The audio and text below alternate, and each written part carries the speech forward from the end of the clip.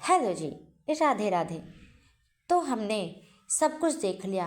राम जी की अयोध्या नगरी कैसी थी, वहाँ पे रहने वाले लोग कैसे थे, उनके नागरिक कैसे थे, उनकी स्थिति क्या थी।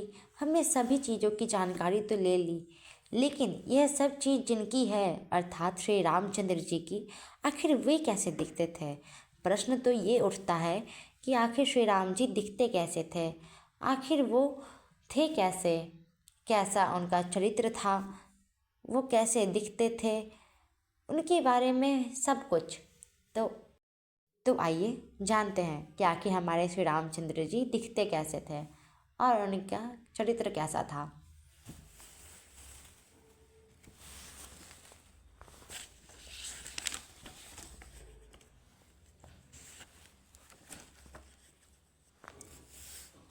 तो इसका उत्तर हमें श्रीमद् वाल्मीकि रामायण के बालकांड में पहला सर्ग में ही मिलता है, श्री रामचरित्र का वर्णन।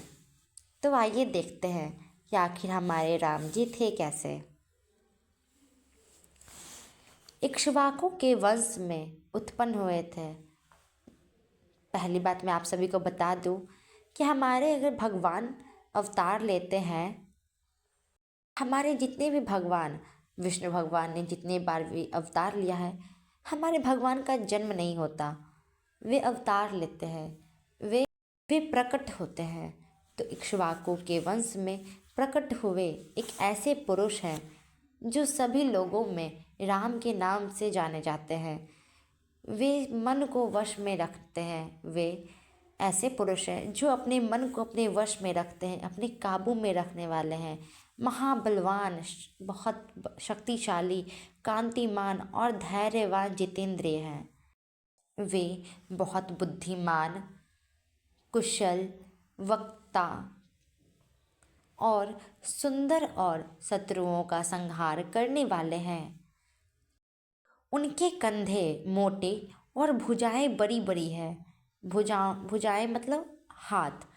उनकी जो ग्रीवा है, ग्रीवा मतलब गर्दन, गला शंख के समान है। और उनकी जो थोड़ी है, चिन्ह, वो मांसल है। उनकी छाती चौड़ी और धनुष बड़ा है। उनकी छाती पूरी चौड़ी है और उनके हाथ में जो धनुष होता है वो भी बहुत बड़ा है। उनके गले के नीचे जो हड्डी होती है ना, जो दो हड्डी दिखती है गले के नीचे छोटी छोटी, वे मांस से छिपी हुई है, अर्थात वे पूरे हिष्टपुष्ट मांसल व्यक्ति है। वे शत्रुओं का दमन करने वाले हैं। उनकी भुजाएं घुटने तक लंबी है। उनके जो हाथ है वो घुटने तक लंबी है। उनका मस्तक अर्थात उनका पूरा मुख जो है वो बहुत ही सुंदर है। उनका ललाट भव्य है। उनकी जो चाल है वो बहुत ही मनोहर है, बहुत मनोरम है, देखने में बहुत ही आनंद प्रतीत होती है। उनका शरीर ज़्यादा ऊंचा अर्थात उनकी जो लंबाई है वो ज़्यादा ऊंचा या नाटा ना रहकर मध्यम है, सुडौल है, अच्छा है। उनके देह का रंग, उनके जो त्वचा का रंग है वह चिकना है अर्थात गोरा है। वे बहुत ही प्रतापी है, बहुत बड़े प्रतापी है। उनकी जो छाती है वह भी भरी हुई है। उनकी आंखें बड़ी बड़ी है और वे सुंदर और शुभ लक्षणों से संपन्न है। उनके अंदर से शुभ लक्षण ही भरे हुए हैं और वे बहुत ही सुंदर है। वे धर्म के ज्ञानी हैं, हमारे धर्म के बहुत बड़े ज्ञानी हैं। सत्य को ही मानते हैं, सत्य पर दृढ़ रहते हैं, मानते हैं और अपनी प्रजा के हित में लगे रहते हैं। वे यशस्वी हैं, ज्ञानी, पवित्र और जितेंद्र हैं, जो अपने मन को काबू में रखते हैं, अपने मन को वश में रखते हैं। प्रजापति के समान वे अपनी जनता का पालन करते हैं, श्री संपन्न रखते हैं, धनों से संपन्न रखते हैं और दुष्टों का, अपने दुश्मनों का नाश करने वाले हैं, जीवों और धर्म की रक्षा करने वाले हैं। अपने धर्म और सज्जनों, जितने भी ऋषि मुनि हैं, सज्जन पुरुष हैं, उन सभी का पालन करते हैं। वेदों का ज्ञान रखते हैं और धनुर्विद्या में एकदम प्रवीण है, उत्तम है, धनुर्विद्या के ज्ञाता हैं। धनुष चलाने में बहुत ही उत्तम हैं। वे शास्त्रों के ज्ञान से युक्त हैं। उनको सभी प्रकार के शास्त्रों का पूरा ज्ञान है। स्मरण शक्ति, याद करने की क्षमता से भरपूर है और उनकी प्रतिभा भी बहुत अच्छी है। अच्छे विचार और उदार हृदय वाले हैं वो। उनके बहुत अच्छे विचार हैं, उनका हृदय बहुत उदार है। श्री रामचंद्र जी बातचीत करने में बहुत ही चतुर है और समझ सभी लोगों को प्रिय भी है। अगर मुहावरे में बताया जाए तो कह सकते हैं कि जिस प्रकार नदियाँ समुद्र में मिलती है, उसी प्रकार सदा राम जी से साधु पुरुष मिलते रहते हैं। सभी प्रकार के गुणों से भरपूर हमारे श्री रामचंद्र जी अपनी माता कौशल्या के आनंद को, उनके गौरव को बढ़ाने वाले हैं।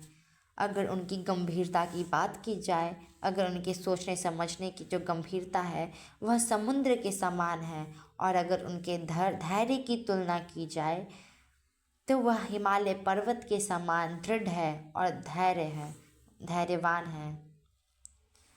वे विष्णु भगवान के समान बलवान हैं हमारे रामचंद्र जी, क्योंकि वे भगवान विष्णु के ही अवतार हैं, इसीलिए वे विष्णु भगवान के समान बलवान हैं। उनका दर्शन अर्थात वह देखने में चंद्रमा के समान मनोहर है, एकदम शांत शीतल प्रतीत होते हैं। और अगर उनकी क्रोधाग्नि की बात की जाए, उनके गुस्से की बात की जाए तो वे काला अग्नि के समान हैं, जिसमें कोई भी जल के भस्म हो जाए। और अगर उनके क्षमा की बात की जाए, अगर उन्हें क्षमा देने को कहा जाए तो वह पृथ्वी के समान है। जिस प्रकार धरती माँ हम सभी का पालन पोषण करती है, हम जाने अनजाने बहुत प्रकार के दुख दर्द तकलीफ दे देते हैं उन्हें, लेकिन फिर भी वे हमारा पालन पोषण करती है, हमारी रक्षा करती है, हमारा ख्याल रखती है। उसी प्रकार क्षमा करने में श्री राम जी की तुलना पृथ्वी से की जाती है। त्याग की बात करें तो कुबेर के समान है और सत्य में वे द्वितीय धर्मराज के समान है। अर्थात अगर हम सत्य की बात कहें कि आखिर वे सत्य कितना बोलते हैं, सत्य पे कितना परायण रहते हैं, तो वह दूसरे धर्मराज हैं। इसी प्रकार सभी उत्तम, सभी प्रकार के अच्छे अच्छे गुणों से भरपूर हमारे सत्य पराक्रम वाले सद्गुणशाली और हमारे जो प्रियतम हैं श्री रामचंद्र जी, वह बहुत ही अच्छे हैं। वे इतने गुणशाली हैं। आखिर हमने जैसा कि देखा कि उनका शरीर कैसा है, उनकी त्वचा गोरी है, मांसल पुष्ट है, उनके जो हाथ है वे घुटने तक लंबे हैं, उनके पास बहुत बड़ा धनुष है, वह धनुर्विद्या में बहुत ज़्यादा ही उत्तम है, प्रवीण है।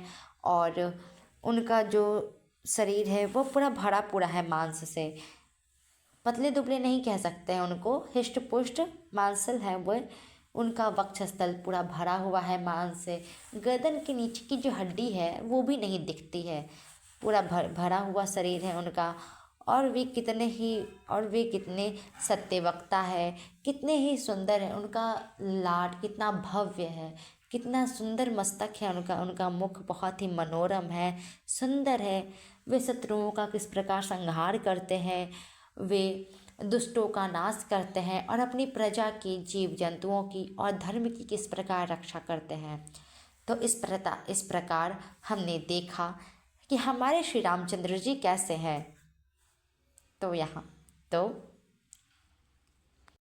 आशा है कि आप सभी को श्री राम जी के विषय में सब कुछ पता चल गया होगा। सब कुछ नहीं कह सकते, लेकिन अधिकतम जानकारी तो मिल गई होगी कि वे कैसे दिखते हैं, कैसा पहनावा है, कैसा रहन सहन और उनका कैसा चरित्र है। उम्मीद है आप सभी को अच्छे से समझ आया हो। यदि आप लोग बालकांड के पहले सर्ग को और अच्छे से पढ़ना चाहते हैं, इस पूरे सर्ग को अच्छे से जानना चाहते हैं, तो मैंने इसका पहले ही वीडियो बना दिया है, आप सभी लोग जाकर देख सकते हैं। मैं डिस्क्रिप्शन में उसका लिंक दे दूँगी, आप सभी जाकर उन्हें देख लीजिएगा। धन्यवाद। राधे राधे। जय श्री राम।